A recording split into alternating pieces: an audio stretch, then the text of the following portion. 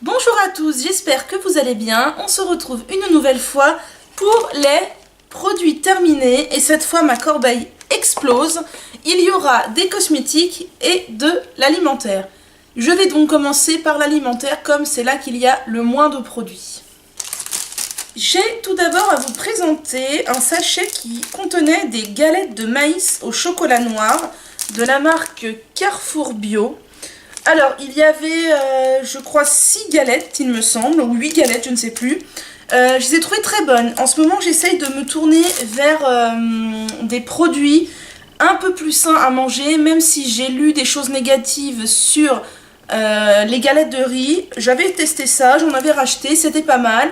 En ce moment, je suis sur autre chose, mais franchement, si vous aimez le chocolat et que vous avez envie de manger sans trop culpabiliser, bah, je vous conseille ces galettes.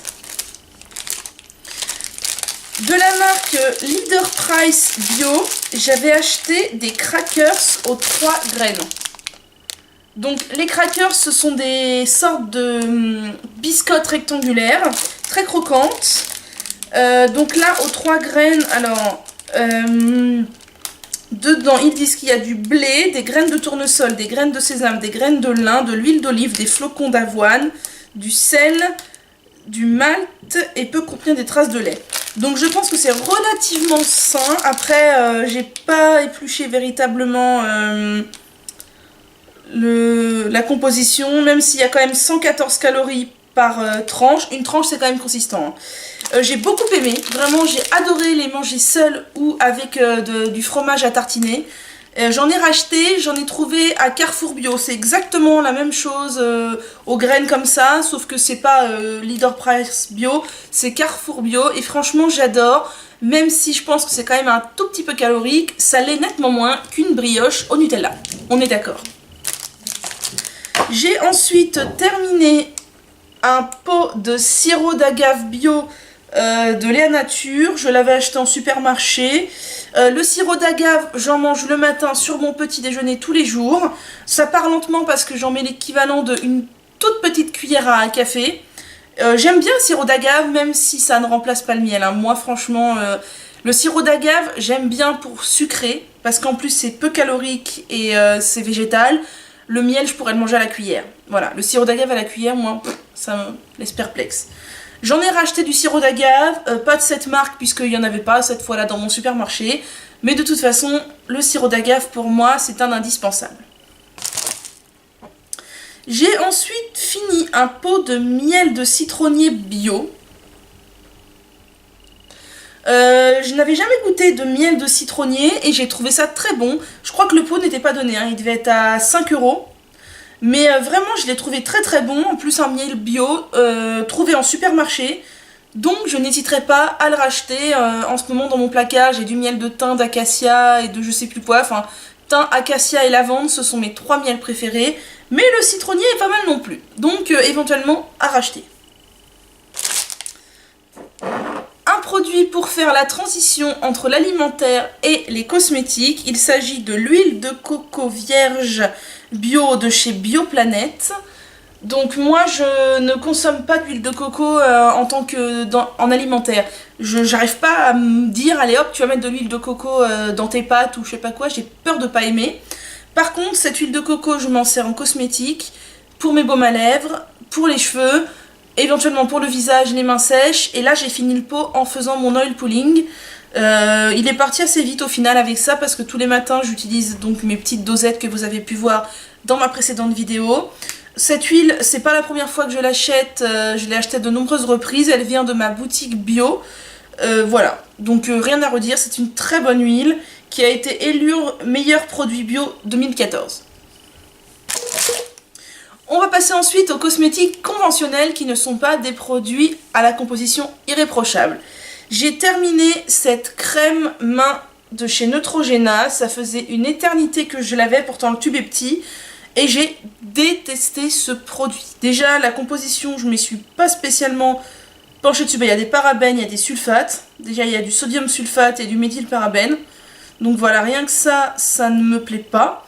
Et alors la texture, c'était à moitié un gel crème, ça s'étalait pas sur les mains, c'était horrible. J'ai détesté ce produit et ils disent que c'est pour les grands froids, voilà. j'ai trouvé que c'était pas spécialement plus efficace que n'importe quelle autre crème. Donc poubelle, non seulement c'est pas bio donc je ne rachèterai pas, mais en plus c'est... voilà, poubelle. J'ai terminé une seconde crème pour les mains, qui est la crème de chez Cica Biafine. Alors cette fois, nettement meilleure texture, application et rendu que l'autre. Celle-ci c'est une crème que j'ai trouvée correcte. Niveau composition, il y a des silicones, il y a de la paraffine. Oh là là, oui, il y a des PEG. Il y a du phénoxyéthanol, il y a des parabènes. Ouais, donc voilà, composition dégueu.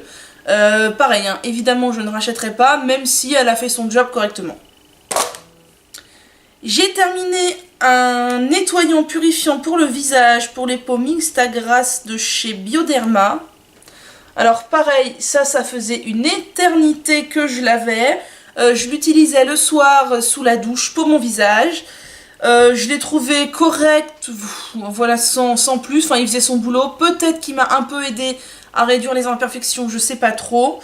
Niveau texture, j'ai trouvé c'était une texture gel mais un peu trop liquide, et sur la fin il s'était carrément liquéfié, c'était limite de l'eau, j'en perdais autant que j'en mettais.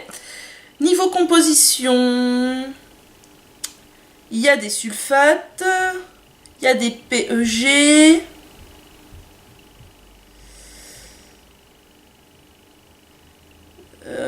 il y a beaucoup de sulfates, hein, et nanana. Il y a des parabènes, voilà, bref, pareil, sulfate, parabènes, PEG, poubelle. Il est évident que je ne rachèterai pas ce produit, même si j'en ai encore un qui est à moitié plein, que je suis en train de finir désespérément de m'en débarrasser pour tester tous mes autres nettoyants visage nettement mieux. J'ai ensuite fini un gros lot d'hydrolat. Alors, tout d'abord, de l'hydrolat de camomille allemande de chez Aromazone. Un flacon de 200 ml. Rien à redire, cet hydrolat, je l'achète sans cesse. Je m'en sers pour mes sprays capillaires pour éclaircir mes cheveux. Je ne sais pas si ça marche réellement sur l'éclaircissement des cheveux, mais je me dis qu'à force de persévérance, ça ne peut être que bénéfique. J'ai déjà racheté plein de fois ce produit et je continuerai de le racheter. J'ai ensuite terminé un flacon de romarin à verbenone. Là c'est pareil, je l'utilise en spray capillaire car le romarin est tonique, purifiant et apaisant. Donc je l'utilise principalement sur mon cuir chevelu quand j'ai des irritations ou même quand j'en ai pas en prévention. Comme la camomille, je l'ai déjà acheté plein de fois, je le rachèterai, il n'y a pas de souci. J'aime beaucoup cet hydrolat. Alors, il est vrai qu'on peut trouver des hydrolats moins chers et de meilleure qualité que chez Aromazone, mais pour ce qui est du romarin et de la camomille, j'en fais un tel usage que oui, je suis bien contente de trouver des hydrolats pas trop chers. Ah bah j'ai terminé un deuxième flacon d'hydrolat de romarin. Donc 2 flacons de romarin. Et j'ai terminé un hydrolat de jasmin sans bac, donc qui est subtil et floral. Ça fait très longtemps que je l'avais celui-là, d'ailleurs la date d'utilisation était octobre 2014, je l'ai fini un an après, mais il était encore très bon. Je l'ai utilisé pour parfumer un spray capillaire. J'en pense quoi? Pas grand chose, ça sentait bon. Je sais pas si je rachèterais ce hydrolat, qui a l'air d'être pas grand chose d'autre que parfumant en fait, c'est tout. Voilà. J'ai terminé une huile de moutarde qui... Ouh là là. J'ai terminé une huile de moutarde qui venait d'une boutique que j'ai pas franchement aimée. Je sais plus comment ça s'appelait, Mime Cosmétique ou quelque chose comme ça. Je m'étais tournée vers elle car c'était visiblement une boutique orientale qui vendait beaucoup de sortes d'huiles. J'avais acheté de l'huile d'ail, de l'huile de moutarde et autres que je ne trouvais pas ailleurs. Mais j'ai questionné la personne plusieurs fois sur la provenance des huiles, sur le fait est-ce que c'était de première pression à froid, est-ce qu'elles étaient bio. On m'a un peu envoyé paître. Donc, il y a en plus, vous voyez, l'étiquette est faite à la main. Enfin bref, j'ai aucune certification que mon huile de moutarde soit vraiment de l'huile de moutarde, que ce ne soit pas coupé à la paraffine ou autre. Donc, je ne rachèterai pas sur cette boutique. Maintenant, je me tourne vraiment sur des boutiques de confiance. J'ai terminé un bain de bouche Coslis. Alors, c'est un bain de bouche bio à la menthe. Je m'étais tournée vers un bain de bouche car j'aime bien, après mon oil pulling, bien rincer ma bouche avec un bain de bouche et quand même garder une haleine fraîche de menthe. Je ne connaissais aucun bain de bouche bio, j'ai donc fait des recherches sur les différents sites qui vendent des cosmétiques bio. Et le problème que j'ai de suite rencontré, c'est qu'en fait les bains de bouche bio sont vendus en très petite contenance. Moi, comme je voulais en faire un usage quotidien, je me suis dit que j'allais prendre le bain de bouche qui coûtait le moins cher au niveau quantité prix. Donc ça, c'est un flacon de 250 ml, donc ça me convenait parfaitement. Il n'est pas marqué qu'il fallait le diluer, mais moi je mettais 5 ml dans le flacon et j'augmentais d'eau jusqu'à 20 ml. Eux ils disent de mettre 20 ml d'un coup, donc autant vous dire que votre flacon il vous dure un déjeuner de soleil. Moi je mettais 5 ml et je remplissais d'eau et c'était amplement suffisant parce que le seul reproche qu'on pourrait faire à ce produit, c'est qu'il contient de l'alcool, donc il arrache quoi ça. Si vous l'utilisez pur, autant vous dire que ça arrache. Donc je l'ai racheté parce que je l'aime bien, mais moi je le dilue. Voilà, c'est le conseil que je peux donner. Après, je serais bien tentée d'essayer d'autres bains de bouche. J'ai vu que Velleda ont des bains de bouche et je sais plus quelle autre marque. Mais ils coûtent cher et ils sont vraiment en toute petite contenance. Et moi, j'en fais une utilisation assez intensive. Donc voilà, je me vois pas acheter un truc Velleda à 10 € pour que ça me dure une semaine, quoi. On arrive au dernier produit qui est un après-shampoing de chez Avalon Organics. Je l'avais acheté à quelqu'un, donc racheté à quelqu'un, il était entamé. Et je suis ravie de l'avoir terminé parce que je n'en pouvais plus de ce truc. C'est une grosse contenance qui fait 397 grammes, donc en millilitres, je ne sais pas du tout ce que ça fait, mais c'est au moins 250 ml. C'est un conditionneur à la biotine. Alors, qu'est-ce que j'ai pas aimé? Déjà, j'ai pas aimé que ce soit Avalon Organics puisque j'ai décidé de ne plus utiliser dans la mesure du possible des après-shampoings ou des produits qui viennent des sites type iHerb ou Vitacost. Parce qu'on n'est pas sûr de la composition. Déjà là, quand je la vois, elle fait tout ça de longueur. Autant vous dire qu'à mon avis, il y a plein de choses qui ne sont pas indispensables dedans. J'ignore si ça contenait du BTMS ou autre agent quaternaire. Qu'est-ce que j'ai pas aimé d'autre? Son odeur. Je trouvais que l'odeur était vraiment bizarre. C'était semi-chimique. C'était vraiment bizarre. J'ai pas aimé son odeur. Niveau démêlage, c'était correct. J'ai pas à me plaindre. Mais voilà, sur la fin, je l'ai utilisé de manière super généreuse parce que j'en avais ras-le-bol. Au final, je me suis rendu compte, moi, qu'il faut que j'achète des produits en pas trop grande contenance parce que je me lasse rapidement.